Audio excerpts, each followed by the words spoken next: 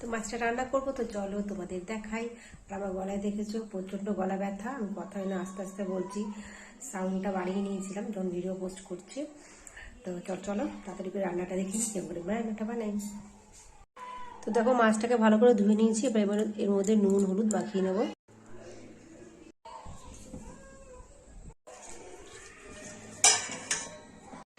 এবার কড়াই গরম হয়ে গেছে, কড়াইয়ের মধ্যে তেল দিয়ে দেবো।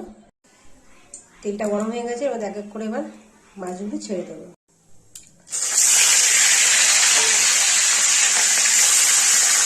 এক এক করে মাছগুলো ভেজে নিয়ে আমি, মাছগুলো সব ভাজা হয়ে গেছে, এবার তুলে নিই। এবার ফুলকপিটা কিরমভাবে মানে তরকারিটা করবো সেটা বানাই, চলো দেখাই।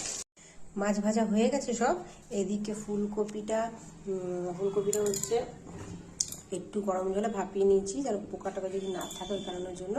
এদিকে মশলা করা হয়ে গেছে, আদা রসুন পেঁয়াজ সব একসাথে মিক্স করে নিয়েছি। এদিকে হচ্ছে ধনে পাতা বাটা। চলো কড়াইটা গরম হয়ে গেছে, ওই তেলেই রান্না করে নেবো।